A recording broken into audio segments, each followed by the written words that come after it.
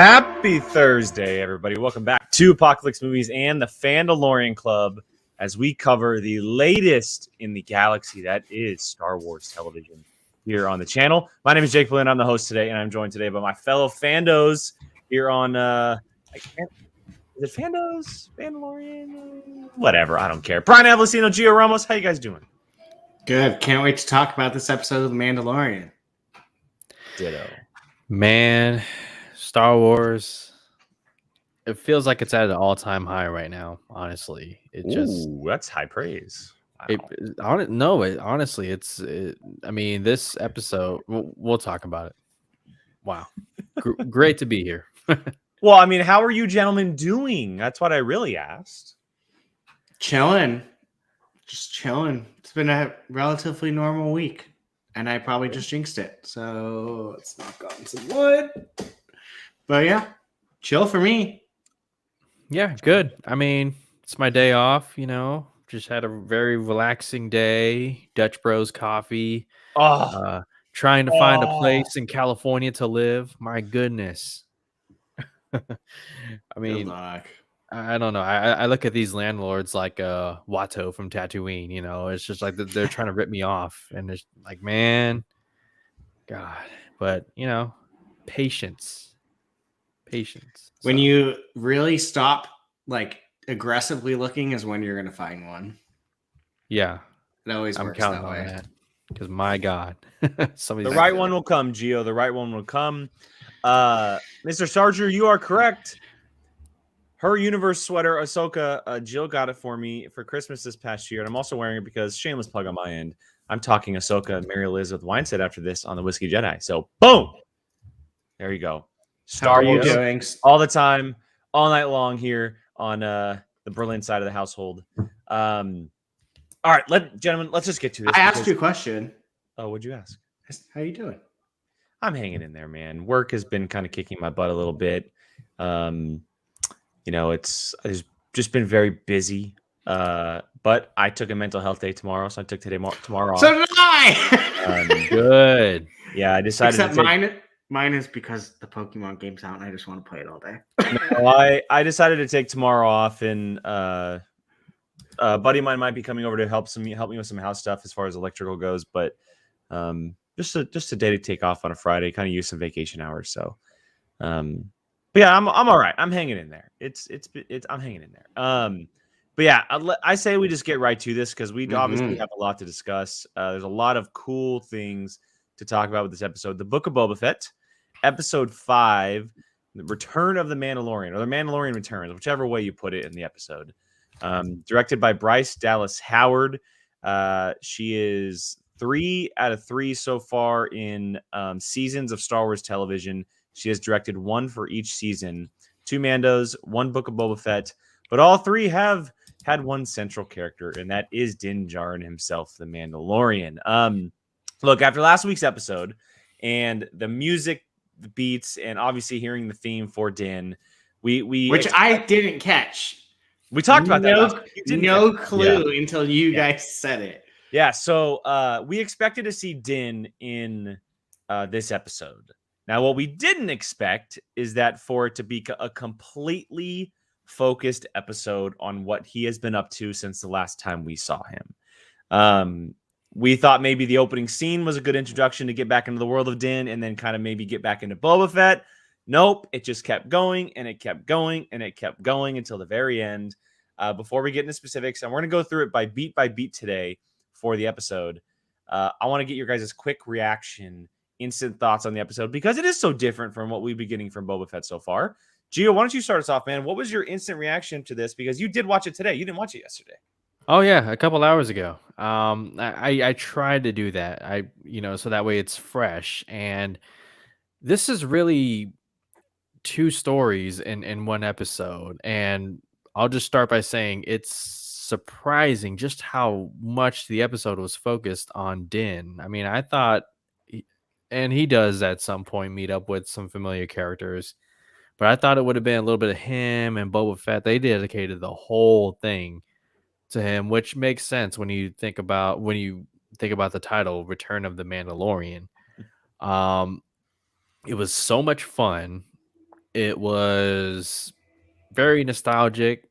It was emotional if you grew up watching the prequel trilogy, and it has a soft spot in your heart.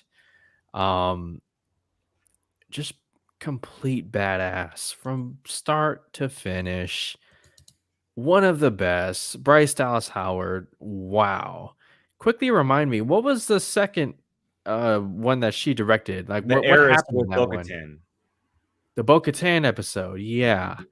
I mean, dare I say each episode that she has directed, at least so far, has been my favorite in each of the seasons. The first season with the small village and all that. I love that episode for myself, but this one was so great, and I can't wait to talk about it in detail.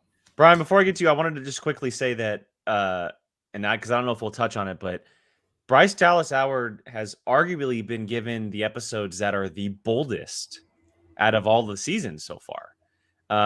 Like as small as the 4th episode was in season 1, to do that was very bold. Mm-hmm. And then obviously the Bo-Katan stuff in season 2, and then completely shifting gears for what the Boba Fett story's been in this season. They're giving her a lot to do, and she's obviously living up to it. But your reaction to the episode? I loved it. I mean, it's a Mandalorian episode, but the way I was thinking is like, so we definitely had. Was it, John? Was it though? I mean, we'll get into that. Well, my church bells are going off. I loved it. I didn't hate that it wasn't with Boba Fett as much. It's funny because I was thinking to myself, like, could they have done this in Mandalorian season 3 instead of adding it in a Book of Boba Fett episode? But whenever they do these shows, people always seem to complain about the flashbacks. This would have just been a flashback at that point. So it's kind of like you have another season, another flashback, another season, another flashback. So I think it worked with the story. And I mean, who's to say that? I mean, I'm assuming this is the story that Favreau's been wanting to tell for a long time. Because I mean, when he came on, didn't he want to do a Boba Fett story? Like that was like his one of his driving factors. So I'm assuming like he's helping build this world. He didn't just put this in there for nothing. Like he's helping push everything forward. Yes, it is called the Book of Boba Fett. And I understand people's like, well, Boba Fett wasn't even in the episode.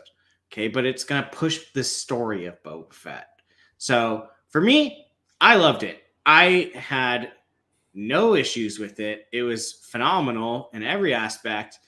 I, as well as I'm sure you two, were just eating up every ounce of prequel love that was being thrown. Even the like Beggars Canyon.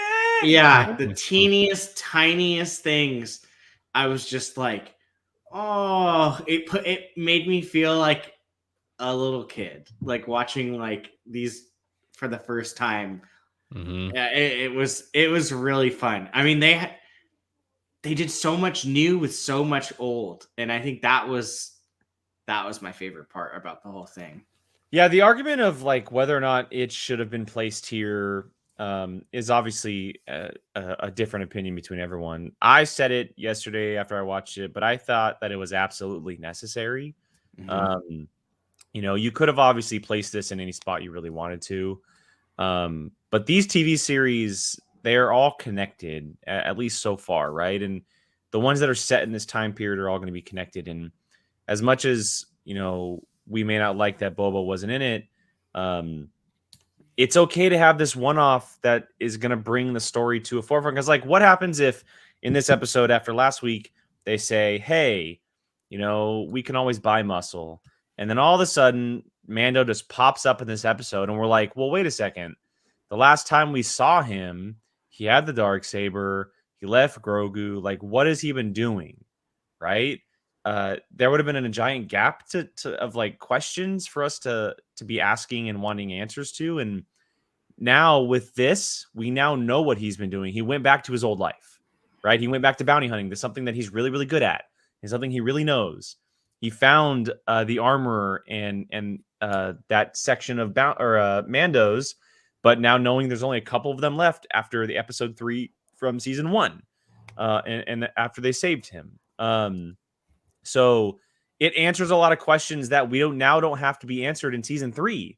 Like once season 3 comes, like sure there might be a small flashback, and I actually may think that because at the end of this episode, which is jumping too far ahead, he says Coming from the guy that wanted to go in order. I know. I'm just talking about like the fact that the episode didn't have Boba in it. It was necessary. That's all I'll say. And we'll probably get to it. But yeah, let's go ahead and let's get to it. So let's start with the opening scene. One of the most badass opening scenes that we'll ever see in Star Wars/Star Wars television. We got to see this bad boy in action. Mm-hmm. And Mando is wrecking shop, getting bounties, and using the dark saber in his favor. He is in full force with this thing, pun intended there, excuse me.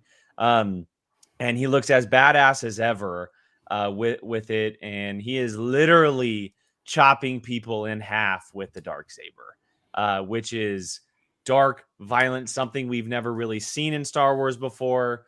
I loved it. I enjoyed it. I thought it was a great opening, and hearing that music and having him walk through those clear binders, and I also obviously the line, "I can either bring you in warm or cold," like boom, we're back in action, baby. Din Djarin has returned, and it was perfect. Thoughts, gentlemen? Break it open. Well, for me, the first thing I immediately went, okay. When I saw him, I go, does he have the dark saber? And then obviously he rips that thing out and is messing him. And then when he cuts himself with it, that made me laugh because I was just like, he shouldn't know how to use one of these that well right off the bat. Like, if I appreciated that, because it's like not every character is gonna just, I know how to use a lightsaber. Like, then they shouldn't. I mean, yes, it's a sword, but like everyone just doesn't know how to become expert swordsmen. Only to then find out later, like, it kind of has a mind of its own in a sense. Like, it's heavy and stuff like that. So I loved it. And he just went ham with it. Like that, the only time I could really remember seeing like a lightsaber actually like going through people like that and like really cutting up is that hallway scene with Vader, where he's just cutting people in half and stuff. So I dug it. It was dope. And those like bulldog looking guys, I love them. I'm so happy we saw them in live action because we've seen them in animation. What are they again? I don't know the species name, and someone in the chat can probably say it, but we've seen them in animation before. They look awesome in live action. They look so good. So yeah, loved it. It was when I first saw him, the very first thing I went was, does he have that lightsaber? Because obviously Bo-Katan and him would have had to gone separate ways. She knew that he had it. So yeah, no, that darksaber is badass. Love seeing it in action. whoever is in charge of cleaning and shining Din's armor, my goodness. And let me just say, like, to the production, whether it was Bryce or the cinematographer or the production crew, that choice of lighting fits so well. It all just looked beautiful. And yeah, Din was kicking ass. Like Brian said, I appreciate that he wasn't just an expert off the bat. He kind of self-inflicted wound, and that carried on. He was walking through the whatever that was, The Halo ring. Halo ring, yeah, exactly. I literally went Halo. Like it would have, obviously you can't go back in time. But it should, like, they should have never named the Ring of Caffeine the Ring of Caffeine. That should be the Ring of Caffeine. That makes sense. Literally, it's the ring, Yeah. But anyway, go on. Oh, that was awesome. And I love that he essentially gave the underpaid workers compensation, said, hey, take it. I'm not here for that. Go ahead. A little bit of commentary. I appreciate that. Mando's the people's champ. He is, in fact, the people's champ. That is true. I agree. And so I thought that whole sequence was awesome. Loved it. Detail, the production, all of it. That was what a great start. And what an entrance. Badass. It needed to happen, right? We haven't seen him in a while. It's been a bit, right? It was was it fall of 2020? Was the last time we saw him? In a while. Like it's going to be a full year before we get that season 3. Well, when it comes out, it'll be a full 2 years since season 2. Like it's been a while since we've seen him, and so that was like the whole necessary part of it, right? And you obviously need to start out with a bang, and he has the Darksaber, so like whip that baby out, and it worked. So from there, he moves on to the Halo ring, and that's where we find the Armorer and Paz Vizsla, who are. I know that Paz says there's 3 of them. I don't know if he was including. I think he said there's 3 of us now. Was he including Din? I think so. That's what I was implying. That's what I think too, because obviously we didn't see another. So those are the only 2 that made it out. Of Navarro is Paz and the Armorer. And immediately when I saw her kneeling there, I went, "Oh my God, Jake's freaking out." I freaked out. I freaked out when I saw this. I was like, "Oh, baby!" And the fact how she's just kneeling in front of just with space. The tools, with the tools. Like I love her. I think she'll probably end up being a little bit of a villain, but I love 100%. Her. But yeah, and then no, Chuck, that's a cardinal rule. Handrails do not exist in Star Wars. No, God, no, never. Especially for characters that have jetpacks. No way. Yeah. So yeah, look, we kind of get this little meeting, and then it's revealed to the Armorer and Paz that he has the Darksaber. They ask him, "Hey, what made that injury? How did you get hurt?" And he goes, "This." And then we get this very cool moment where Paz is like, "Oh, okay, eyeballing. I see you. That's history from my clan right there." And fast forward, they have this little conversation a little bit, and then the Armorer gives Din a little history lesson on something that we've been wanting to see for a very, very long time. Something that I don't think is the last time we see. But you're just jumping straight to that. You're not going to go over the fight or anything. The fight was after this. The fight was after. Oh, was it? Yeah, I'm going in order. I'm gonna be completely honest. I watched this at 4 a.m, and I haven't had time to watch it since. So I'm back. Oh, so I apologize. No, I'll get to the fight, but I'm going. The history lesson was first. Okay. So after she brings the Darksaber, she holds it. She's kind of lighting it up a little bit. Din says, "Have you ever heard of Bo-Katan Kryze?" And she gives the history lesson of Mandalore, and we see the Empire absolutely bringing down hellfire on Mandalore and what had happened. The Night of 1,000 Tears. We now see that the Night of 1,000 Tears literally means the Empire dropped 1,000+ bombs all over Mandalore and blew it up. This image, Gio, I saw you tweet it out, and it's a thing I saw as well. That is a flashback moment to Terminator right there. The original Terminator. That futuristic scene where the Terminators are going over shooting everybody. It is 100% a callback to that.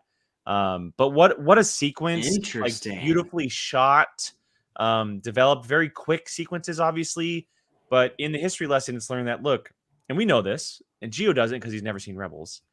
But Bo-Katan was given the Darksaber, right? She never won it in combat. So when the Empire came and brought down the Hellfire on Mandalore, their people stopped believing in her, and she lost everything. And only the ones that kind of believed, in Mandalore kind of made it out, is what From the Armor had said. But just this whole sequence before we get to the fight, just all of this like reveals and everything that were happening. It's what we've been wanting to see for so long, right? The Mandalorian history. And ever since we heard that term, the Night of 1,000 Tears, we've always been like, okay, what does that mean? What does that mean? It's right now we know exactly what happened. Maybe not to like the finite detail, but we know how it happened, when it happened, and what the result was. I mean, what did you guys think of this? I wanted more. I was like, more. I don't, like I said, I don't think it's the last time we see it. I don't think so either. But I was just sitting there like, more. No, don't stop showing more of this stuff. Mm-hmm. Loved the K2SO droids. Makes sense. They're war droids, man. Well, it's around that time period. You figure. I'm sure it was towards the beginning of the Empire's rule. Well, Rebels is very close to the original. Yeah, and Rogue One's right before Episode 4. So this was in between Rebels and Rogue One. Yeah, so it made absolute perfect sense that those types of droids would be used, and they're monsters. I mean, those are the same ones from Rogue One, right? Yeah, it's the same one, that K2SO. black one. Okay. K2SO, yeah. Yeah, it's so funny that you said I never even put two and two together with the Terminator thing, and now it's so blatantly obvious. Yeah, that's sad. And Gio, that's why they were so like, when they were telling the story, like he was so disgusted by like anyone ever getting it that didn't win it in combat. He was like, because of that Bo-Katan reason, right? But yeah, no. I would love to see more of that. It would be heartbreaking, but I think we'll get it from Bo-Katan's perspective, maybe, because she's obviously going to be in season 3 of The Mandalorian. Like, it just makes sense for her to be in season 3 of The Mandalorian. And hearing it from her side, like how exactly she did lose it, and how exactly it kind of all went down, because we saw, and it's this shot. Their home base, which was that giant globe, was literally destroyed, which we had seen in Clone Wars, right? We had seen it throughout the history of Star Wars. It's gone. It's bye-bye. And so I'm very interested to see the perspective from her end. It's just so cool to like, and we've known this, but the Mandalorians, there's clearly two giant sides right now. One is the way of Bo-Katan, and two is the way of the Armorer. Right. Armor is what, a cult they called it? Yeah. They had a different word for it, but it was basically a cult. But they're both saying that they're the real Mandalorians, is what I'm saying. Like, the Armorer believes they're real Mandalore. Bo-Katan is obviously saying that she's real Mandalore. And Din's like this middle piece that after this episode is no longer part of it, of the Armorer's side. It's just very cool to know like the politics of everything with Mandalorians, because that's always been something that we've known about. We've never been able to see, and they're finally diving into it all. I mean, who doesn't want to know more about these badass looking? Agreed. People? No, you nailed it right there, because I mean, I've only heard of the Night of 1,000 Tears through you guys. It was like the Order 66 of Mandalorians. Honestly, it was just tragic, and I like you guys. I want to know more about that. Wow, I mean, damn, give me a Star Wars video game in the vein of Halo Reach with that. Oh my god, can you imagine a Mandalorian video game, Gio? That is genius. Swap Spartans with Mandalorians, and like boom, right there. But it was a lot for me, for somebody who doesn't know too much about this specific lore that is Mandalorians. Like, that was a lot to unpack. And for someone like myself, it gave me a glimpse, a tease into where they can further go, which is actually done really well because now I want to know more about that. Um, and man, I'm so glad they did not hold off on the whole Paz. We'll talk about that, but the way he was looking at that dark saber, I was like, oh, he wants that. You didn't have to say anything; just the way that shot was told me a lot. Yeah, So and yeah, Gio, I don't know where you are in Clone Wars because I know you haven't gotten too far, but they obviously play with that whole thing a lot in Clone Wars with the Vizslas, Night Watch, and their history, and you learn a little bit more on why it may be so important to him exactly. And obviously, Tar Vizsla, right, is the first ever, and the only Mandalorian Jedi, which they do mention, which is very cool. How cool would it be to see him in live action? To learn that the hilt was Beskar, but a different kind of Beskar was super cool. right. Uh, and yeah, it's a very cool idea that is so unique to Star Wars. This whole thing with Mandalorians and the history with the dark saber and the rightful heir to it and how it has to be won in combat and moving forward to the fight. Right? It's talked about like how Din says I won it in combat against Moff Gideon, and Paz basically comes up when he's struggling to learn how to swing it against the armorer, saying, well, maybe it needs to have a new owner. And he challenges for the Darksaber, and we get this fight between the two of them, and it goes back and forth, and we see Paz holding the saber and not being able to control it, just like Din was. And eventually Din gets a hold of him, but without the Darksaber. They kind of go back to their own ways of fighting. But it ends in this incredible way of the armorer basically saying, hey, Paz, have you ever taken your helmet off? No, I've never let anyone take my helmet off. And then going to Din. And we obviously know at this point that he has taken his helmet off. And that hesitation of an answer, right? Seeing him hesitate and be like, well, crap, my whole world's about to be destroyed. And he is basically kicked out of this clan that he has known for so long. What a powerful emotional moment to kind of set this character on a whole different path from what we've known over the last 2 years. I don't know if you guys felt any different way on that. Yeah, there's your season 3 plot. Yeah, 100%. Yeah. Him going back to Mandalore to find the pools. That's your season 3 plot. Yeah, I see it as a side plot for sure. Spread over a couple episodes. But I felt his conflict because that's all he's ever known. That's all he's ever championed, celebrated is, this is the way, and the way that armor says is the way it is. But he's also someone who is a man of integrity, someone who, is honest and is going to say, so it fit, but I felt it 100%. I'm just very curious. I think the thing with this whole entire part of the episode is why, I get your sense of like loyalty and that's what he grew up to, but why are you going back to this? It's all he's known. I know, but like Bo-Katan put it pretty like heavily out there. Like, no, that's a cult. Like that is not how Mandalore ever like operated. Like she laid it out there, and he at the time seemed like he was just like, oh, okay, like, and then that led to him being a little bit more chill with his helmet coming off. But now it's like, no, it looks like he's like, now I need to go back to this specific way. So I'm very curious to where that goes, because we know he's going to come across Boba Fett. Boba Fett's going to take his helmet off. Well, and I was literally just going to say, and Chuck just put it in the chat, but I think Boba's going to show him a little bit of a different path that, right, he doesn't need to have the helmet on.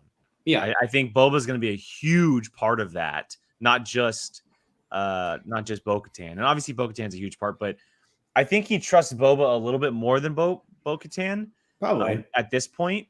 And I do think that he'll probably be not like necessarily a mentor, but someone that he can really go to in case he does need something, or maybe has a few questions or something like that. And maybe over the next 2 episodes, like what if I have a feeling Mando's probably going to be in the next 2 episodes. And I think that their relationship is going to be built, and there's going to be a really solid ground between the two of them.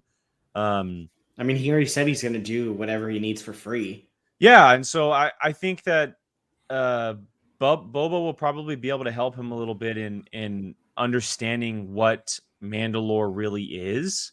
Because you're right. I mean, he takes his helmet off all the time, right? He walks around town without his helmet on. You know, he lets see people with him without that on all the time. So it's going to be interesting to see how it all goes down. You know, he's known what is considered to be essentially Death Watch, just formed into something different for his entire life. Like, he was saved by them. He was brought up by them. He's a foundling of them.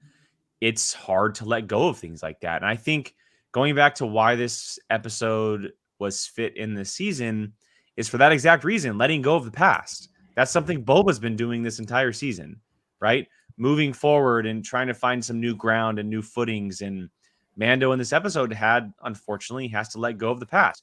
Not just the armor and that kind of covenant, essentially, but also the Razor Crest. He has to let go of the Razor Crest and move on to something different, which we'll see. He wants that Razor Crest back. Yeah, so it's that if there's anything that is like a reason why this was in this season and why it was placed here, it's the theme of the episode, not so much just the episode.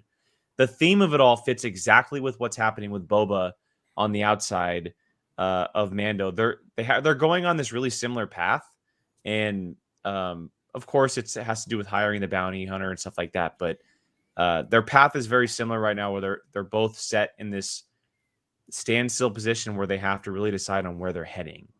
Especially after this moment for Din.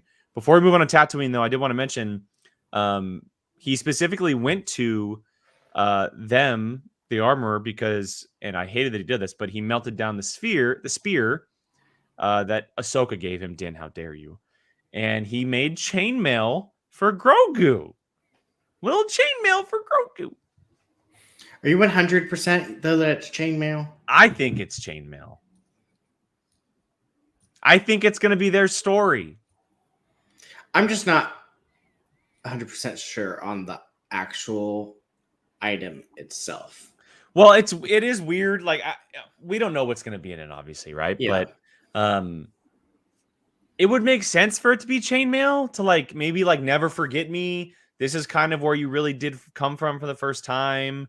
Never Forget Me. If anything, this story told me he'll be back with him permanently. I don't know if Grogu. I don't know, man. I don't know. I was surprised that Grogu would be a presence without physically being in the episode this soon.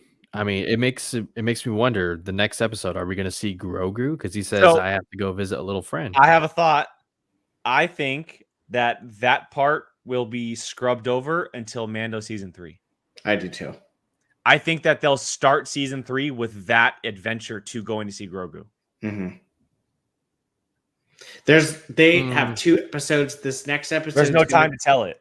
This next episode, I think, is going to be like the actual battle of stuff, and then the fallout will be the season finale leading into season 3. And I think that's okay. Like, I think that's okay to kind of jump forward a little bit, and then the beginning of season 3, we do see that moment, and then we move on with that story. Like, I think that's okay.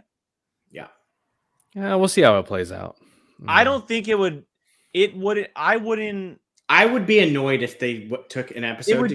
It would take too long away from what's happening with Boba. We took an entire episode away from him. Now it's time to let's go. Like, game on, right? We have, just think of this, by the way, guys. We have Fennec, Boba, Chrysanthemum, and Din Djarin on a team together. Wanted boss. And the bikers. And the bikers. And the biker gang. Okay, so we're moving on from the ring. He goes to Tatooine, and he goes to our favorite mechanic, Amy Sedaris. Just an absolute delight to see in Star Wars every time she shows up with her little droid pack. I love that he takes public transportation, by the way. Yeah. He has to. I know.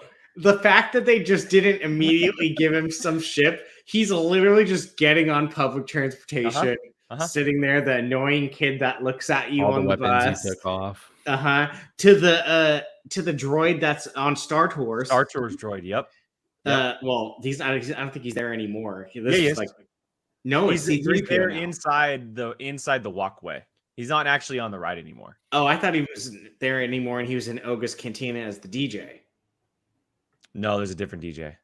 Oh, either way, one of the Star Disneyland droids made me laugh. Yeah, so look, we see him in public transportation. He's going to Tatooine. We finally get to see his entire arsenal of weapons. Even the oh my god, what are they? The screaming birds. Is it screaming birds? What is it called? Mockingbirds. No. I was thinking Mockingjay from Hunger Games. I don't know. Something. It's something birds, I think. It is birds something. But no, we get to see the famous mechanic of Amy Sedaris back on Tatooine.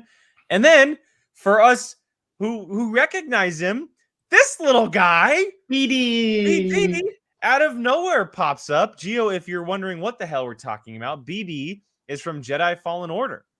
That is the was he the one that's like the companion? Yeah, that's Cal Kestis' little droid that pops up in the video game. Whistling bird. Thank you, Gordon. Whistling birds. Yeah, good call. But no, we get BD in live action, and he's as cute as ever. He's getting attacked by a womp rat the first time we see him. Amy Sedaris has no chance of killing this womp rat until Din Djarin comes up and saves them all. What a great little entrance for BD. Like, he's so cute. He's his little pitter patters too. I love when he gets excited. He's so cute. I love a droid. But look, that's just a nice little Easter egg. Again, something that we've talked about with this season so far is, for someone like Gio who doesn't know who BD is, us who know are going to recognize it. For him, it's just a droid that's there. It's not like a thrown in your face. You have to know what's going on. It's really, really good fan service. And then the ultimate fan service is that Din is there for a specific reason, because he got a call from Amy Sedaris' character about a replacement ship for the Razor Crest, and it is none other than an N1 starfighter. Now that I know. The audible gasp that I had when I saw that it took my breath away. So look, we haven't seen these since episode 1. So we haven't seen them since 1999, everybody. That's how long it's been since we've seen. Did we see them in episode 2? The very beginning, they were escorting. Okay. All right.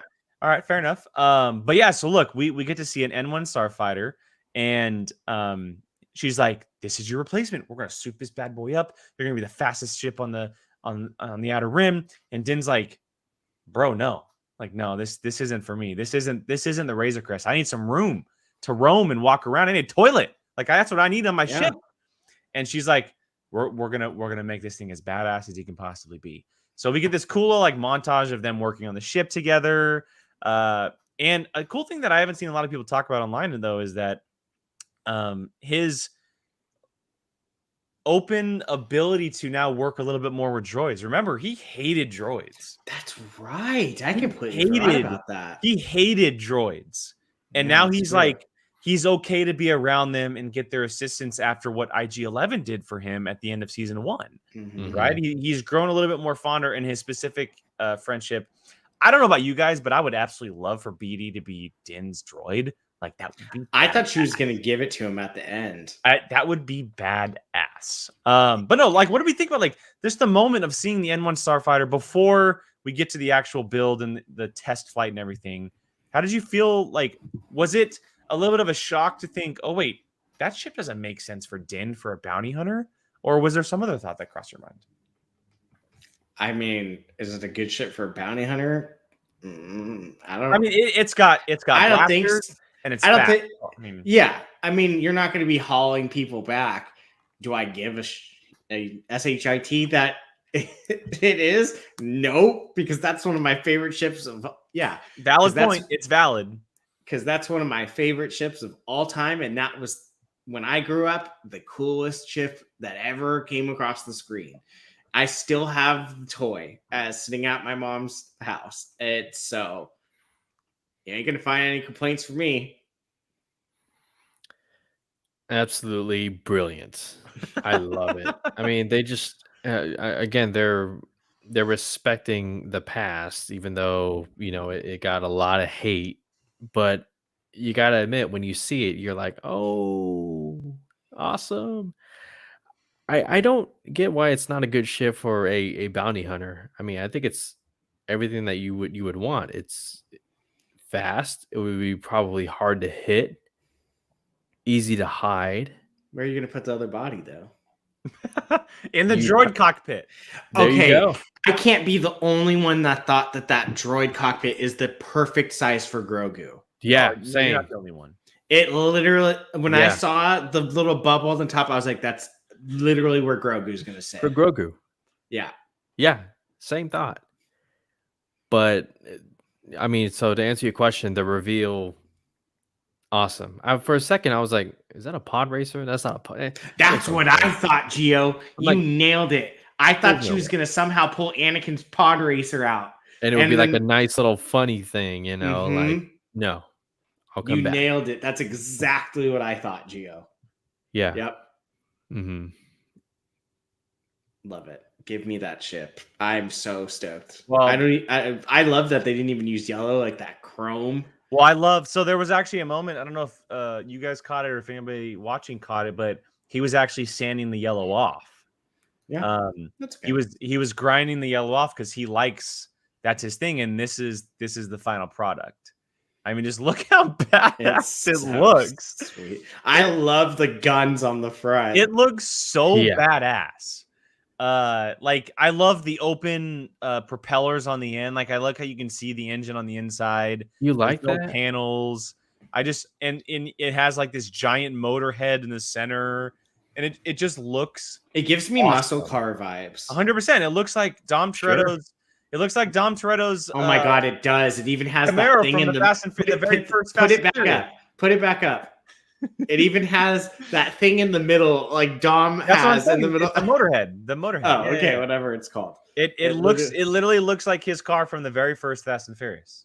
Hey, I was thinking Fast and Furious the whole time while they were building it, and it was awesome. I'm not. We don't get to see that much, It's usually Chewie work on the ship, or I'll have the droids fix the ship. They actually took time, and it was a cool little 5-6 minute montage of them putting it together. And let me just say, Peli Moto, the character, so great. She's great. She has so much energy. The way she delivers the lines of dialogue, it was, man, like she owns that role, and I want to see more of her. If they ever did a pod racing series, you got to have her be one of the main characters. Don't get me started. there. I can go off on a huge tangent right now. Yeah. Quickly, Gordon has a question for us. Do you think this might indicate that he be leaving bounty hunting behind? I absolutely think so. Yeah. I think that's where he's headed, and He's going to have too much to do. Someone said it in the chat earlier, but the season, or not the season, but the series, or maybe the end of next season, for Mando, he is 100% going to be Mandalore. That's what he's going to be Mandalore. They are essentially giving him Boba Fett's Legends storyline. For those of you who may not read Legends, this is like almost very extremely similar to what Boba Fett did in Legends with the storyline of him eventually becoming Mandalore, and they're giving it to Din now in canon, which is great. So yeah, I definitely think so. I mean, he was already on that path when he had Grogu. He's just kind of going back to it because he really has nothing else to do at the moment. He's kind of like lost. Yeah. And I think Boba's going to kind of help him, maybe put his feet back under him and set him in a different direction. So, yeah. Are we moving on? We could talk about the test flight. No, it's not the test flight. Okay. So I caught this on Twitter. I'm not taking credit for this because when I saw it, something clicked in my head, but I couldn't figure it out until I saw it on Twitter. So you know how he sent the Jawas to get that piece? Uh-huh. Do you guys know what that piece is? It's something. Is it for something from Anakin's pod racer? No. It's the piece from A New Hope that they hold up to stop the garbage compactor from closing in. Interesting. It's the What? Look at the picture. and look at the movie. It's the exact piece that they used to try to hold it up. I saw the piece and I went, why does that look familiar? And I had no clue. And then someone saw it on Twitter and he's like, how come no one's talking about that? This is the same piece that they used in the garbage compactor. It's the exact same piece to the T. It looks exactly the same. Interesting. I know. I mean, obviously, it adds some huge capabilities to that ship because this test flight started. He was cruising. He was doing his thing. All of a sudden, he hits into hyperdrive. Not hyperdrive, literally, but like just hyperspeed, and this dude just takes off.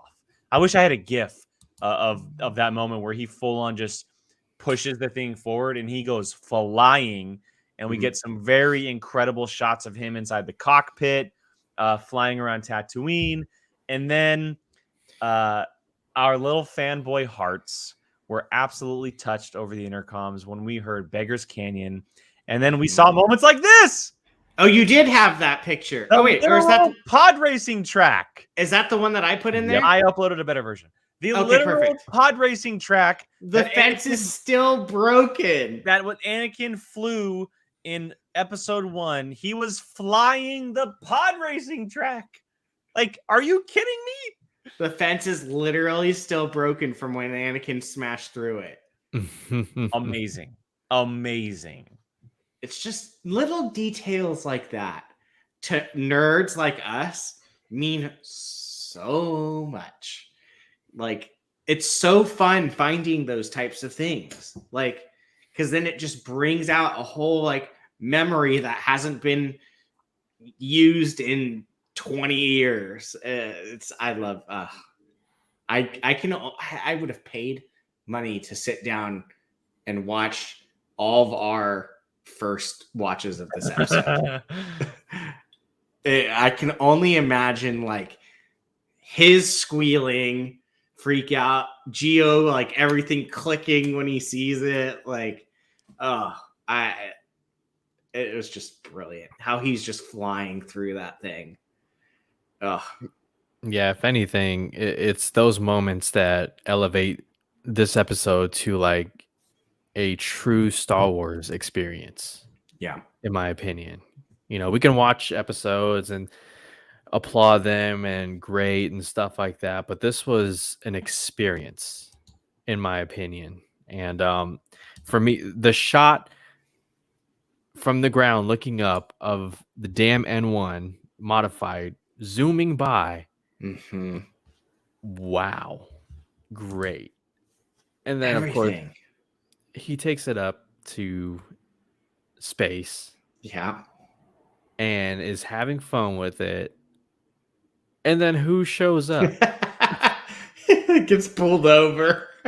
And I really thought it was gonna be, because Jon Favreau is involved in this, I thought it was gonna be an Iron Man 1 moment where he's flying, testing, and then these two jets pull up, and then he just takes off, and it turns into something that isn't like, you know, like none of the X-Wing pilots die or anything, but he escapes. But what happened instead was so much better, especially given how Pelimoto back on the ground was hyping up the whatever she called it, a little booster. She called it something. Whatever that little switch was. A switch compressor, something. An exhaust or something like that. But he pressed it, boom, and they didn't even bother. Yeah, go ahead. No, I was just gonna say they literally looked at like, yeah, we're not going after that. Like, no way. It took me back to Tokyo Drift when Han was like, you know, if you go a certain speed limit, they won't even bother. Oh, yeah, they didn't even bother at all. They literally just pull the way he just gets like pulled over like a traffic stop because of the X-Wing. He's speeding essentially, like license and registration, please, like that. I was laughing so hard, and it's that same guy that I forget his name. He's appeared in multiple episodes, but yeah, the Resistance people. Oh my god, I laughed so hard. So correct me if I'm wrong. One of those X-Wing pilots was one of the pilots that Din saved in the second season, right? When they crash landed in the ice. Yep. The ice. It's the older beard. Yeah, gentleman. same guy, right? Yeah. We've seen that guy. Yeah, it's the Kim's Convenience, the TV show. That is it. Thank you, Chuck. Carson Teva is the guy's name. Carson Teva. Yeah. So I'm sure Jake will want to talk about Din's traffic stop.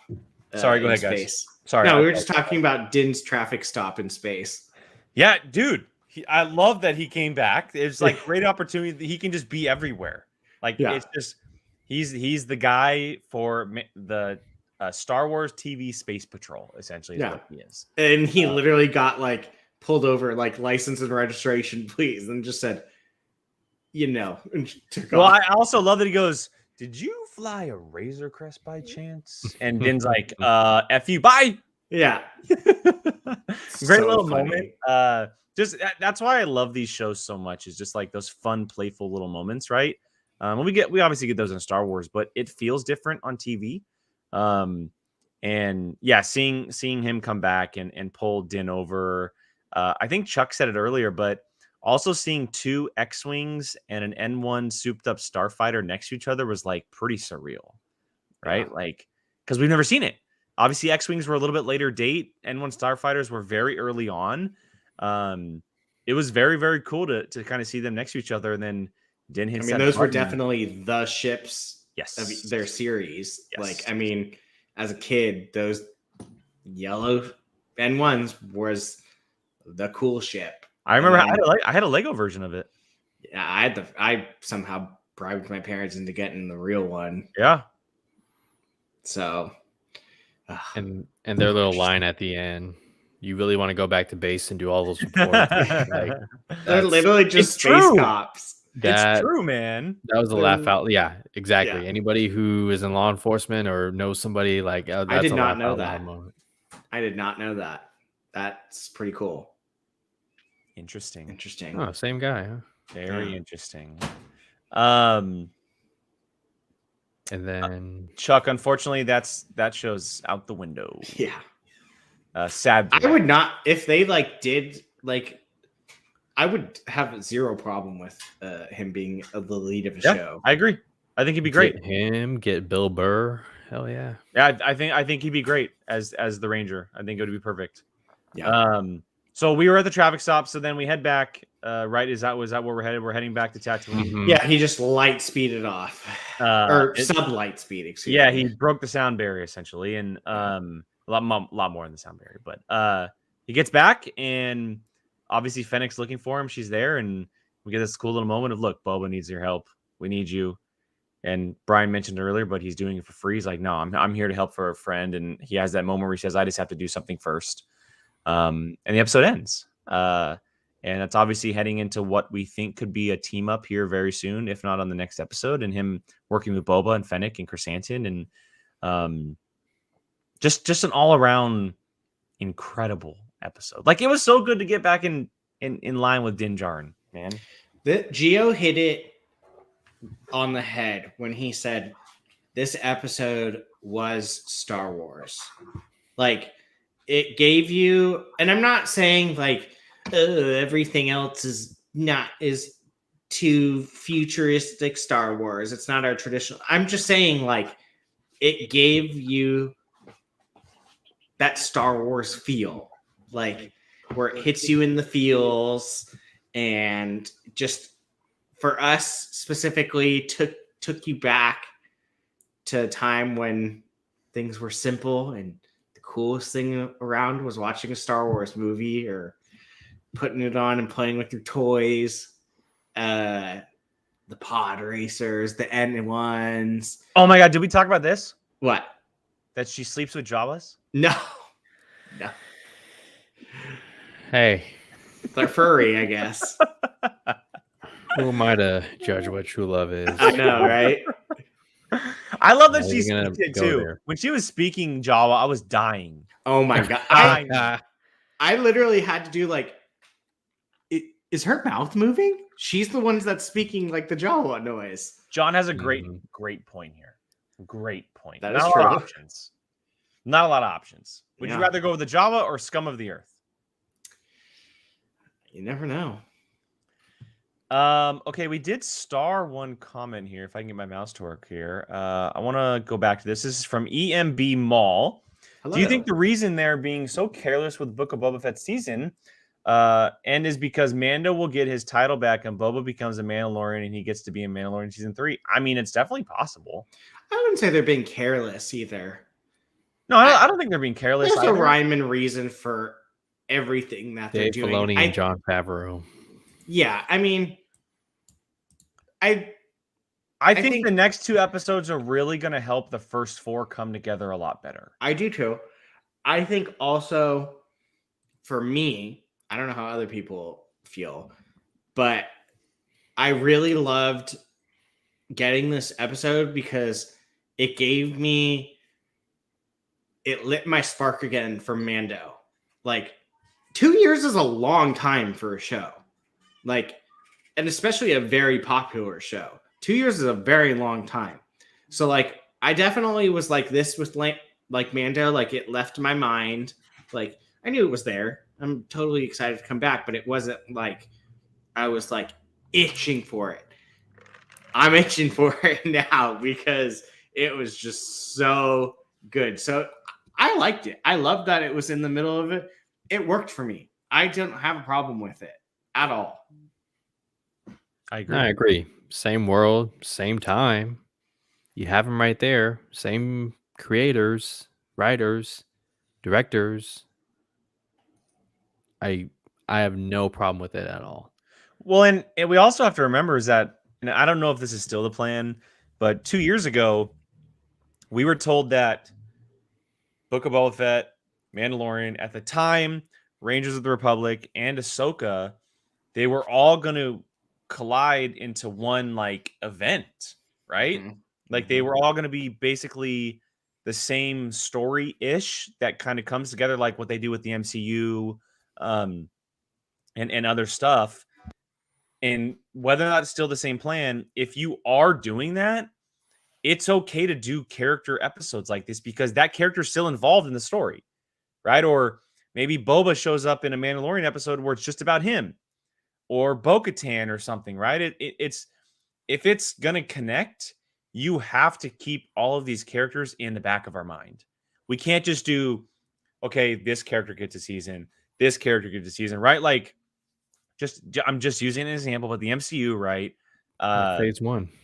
You know, Phase 1 was very much the character movies, right? We had the Iron Man movies that nobody else was really in. We got Black Widow and Iron Man 2, Captain America, Thor.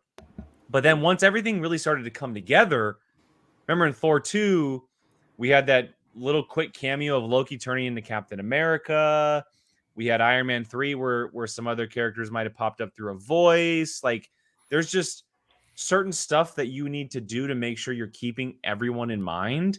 And if you're going to tell a full episode on Mando and then eventually it turns into that story, like, what's the problem? Like, there shouldn't be an issue if it's all going to come together. Yeah. And that's the thing people need to realize is it's telling one giant story. There are a bunch of little stories that's telling one giant story. It's not like its own story that is completely separate and doesn't tie into anything. It's one giant story. Like it's like a timeline that has branches that weave in and out. Like it's telling everything they're doing is to progress a larger story that's happening just at the same time. They have other characters doing different stuff at the same time, but time is still going like this. So it makes sense. Like, yeah, sometimes their stories are going to cross, like how it's doing right now.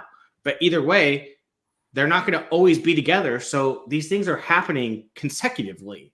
So, I mean, at some point, yeah, it's going to cross. It wouldn't make sense to have to take an episode of Mando to jump back to tell how he got there to then go back. Like, why not just do it when you can progress it at the same time?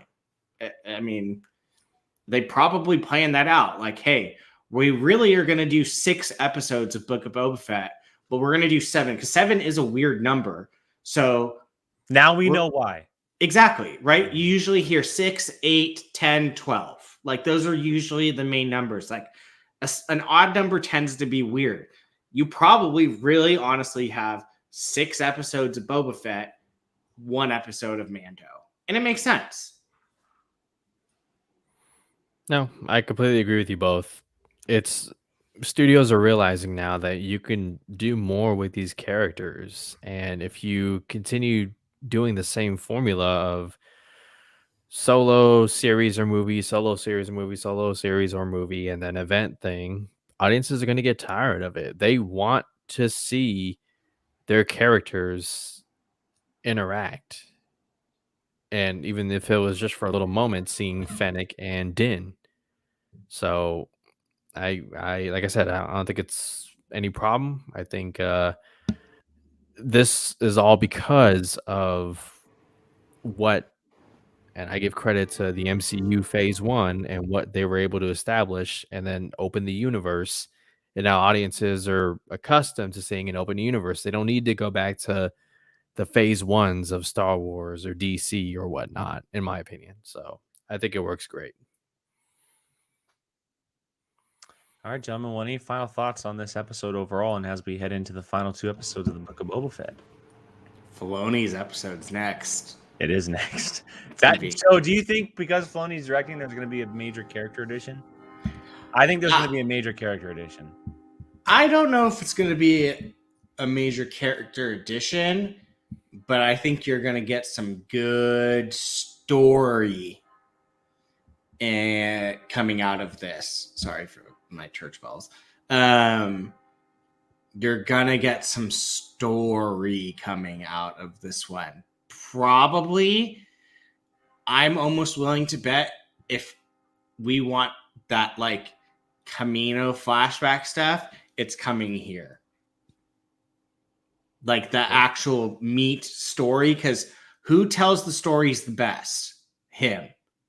I'm not saying directing wise, but storytelling, his are unrivaled. I mean, look at the Jedi.